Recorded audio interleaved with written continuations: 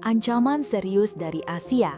Ya, lupakan narasi lama kalau tim Asia cuma jadi pelengkap di turnamen besar.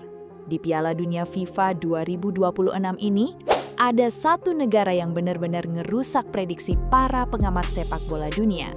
Ya, kita lagi ngomongin Samurai Biru, timnas Jepang.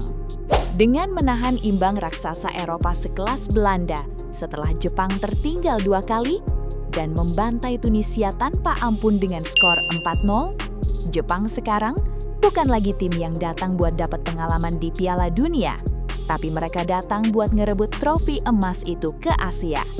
Gimana bisa? Negara yang dulunya belajar sepak bola dari anime, sekarang bertransformasi jadi monster menakutkan di kancah global? Mari kita bahas.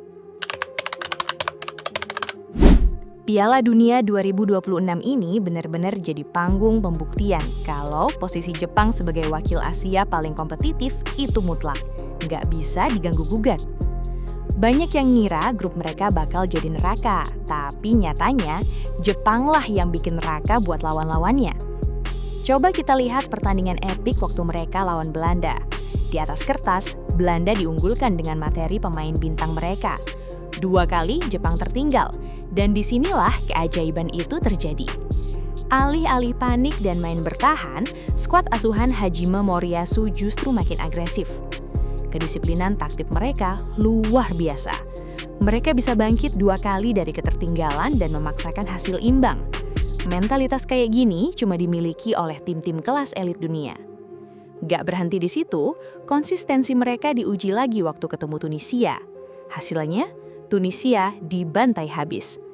Kemenangan-kemenangan inilah yang mengubah status Jepang dari sekedar tim kuda hitam yang mengejutkan menjadi pesaing gelar juara yang sesungguhnya. Pertanyaannya, apa yang bikin permainan Jepang semenakutkan ini? Jawabannya ada pada 2 hal, standar permainan kelas atas dan disiplin taktik yang kaku tapi fleksibel.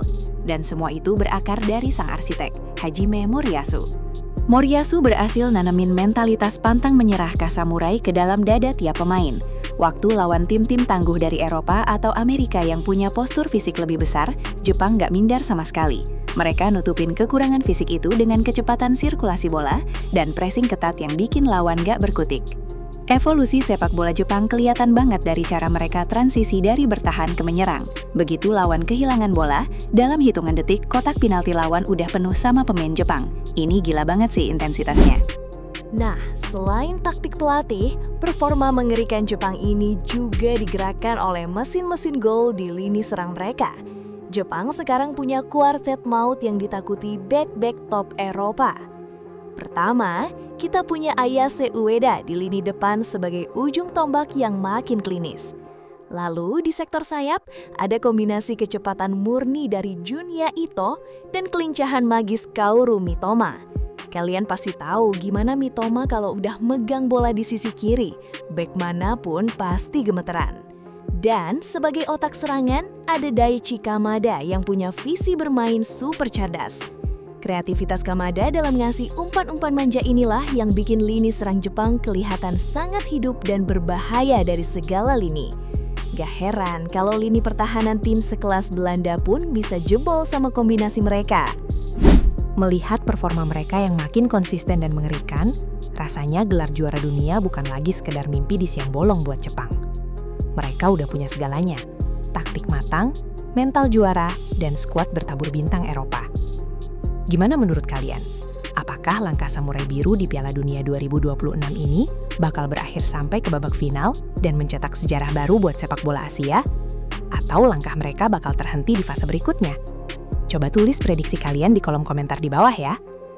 Kalau kalian suka sama analisis sepak bola kayak gini, jangan lupa buat klik tombol like, share ke grup WH bola kalian, dan klik subscribe biar channel ini makin berkembang. Terima kasih udah nonton sampai habis. Sampai jumpa di video pembahasan taktik berikutnya.